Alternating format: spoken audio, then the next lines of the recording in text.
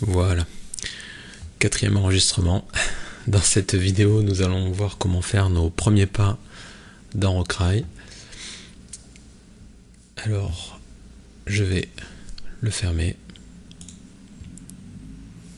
et le rouvrir. Donc, dans la vidéo précédente, nous avons vu l'installation. Si l'installation s'est bien passée, vous avez une icône de Rockrail qui s'appelle Rockview sur votre bureau. Vous double-cliquez dessus pour la lancer.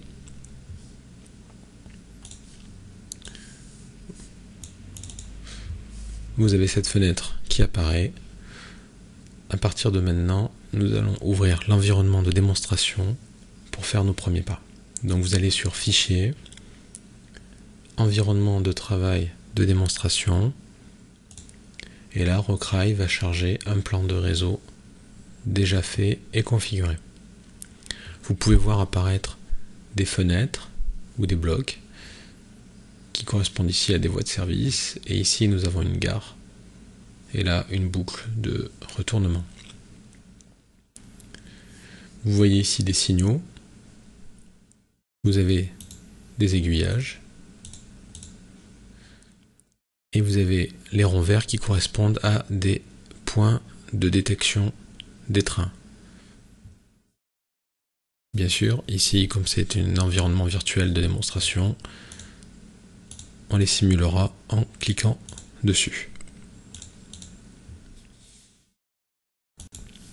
Pour commencer, nous allons prendre une des locomotives qui est enregistrée ici, donc la Taurus par exemple. Je clique avec mon bouton gauche, je reste appuyé, je glisse, je l'amène sur une des voies de service, je relâche, et on voit bien que Rockrail a positionné ma locomotive sur la voie souhaitée. Là, si je clique et que je prends et que je relâche, rien ne se passe. En effet, il faut activer le mode automatique pour commencer à nous amuser. Donc vous cliquez sur cette icône. Voilà. À partir de maintenant, vous avez la main qui s'affiche. Vous cliquez avec le bouton gauche, vous restez appuyé. Vous allez sur le bloc ou la fenêtre où vous voulez emmener le train. Par exemple ici, le quai numéro 1 de la Central Station. Je relâche et on voit que Rockrail trace l'itinéraire pour aller jusqu'à l'endroit désiré. Il a fait bouger automatiquement les aiguillages correspondants et ici on voit que le signal est ouvert. Si vous regardez même dans cette fenêtre, nous avons la commande de la locomotive. Il a donné une consigne de vitesse à 50%. Ce qui fait que si on était relié à un vrai réseau, en mode automatique, la locomotive, enfin le train, se mettrait en mouvement pour rejoindre l'endroit désiré. Comme nous sommes sur un environnement virtuel, je vais cliquer ici pour simuler l'avancement du train. Voilà, le train arrive ici. On voit que le canton est occupé par la Taurus. Là, je libère parce que le train a dégagé cette zone. Nous sommes toujours en mouvement.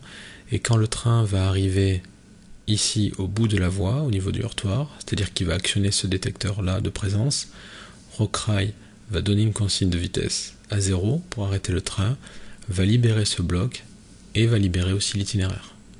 Je clique. Voilà. On voit que le bloc a été libéré, que l'itinéraire est repassé en gris et que le train a été mis à 0 pour s'arrêter. Je vais maintenant prendre une autre locomotive. Donc si vous avez suivi, je clique avec le bouton gauche, je reste appuyé, je glisse, je relâche à l'endroit où je veux mettre la locomotive. À partir de là, je peux tracer un nouvel itinéraire, toujours pareil, je clique, je glisse, je relâche. Admettons, donc là j'ai un itinéraire qui est tracé pour la BR103 et je veux aussi tracer un itinéraire pour la Taurus. Donc il a bien enregistré ma demande pour la Taurus, mais un itinéraire étant déjà tracé pour la BR103, il est en attente. Donc la BR103 se met en mouvement.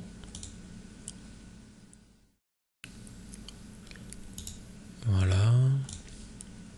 Ici, elle va s'arrêter, l'itinéraire est libéré et on voit que aussitôt après, Rockray a tourné les aiguillages pour tracer le nouvel itinéraire pour envoyer la Taurus sur l'endroit que j'avais demandé. Voilà, vous avez maintenant les premières bases pour commencer à jouer.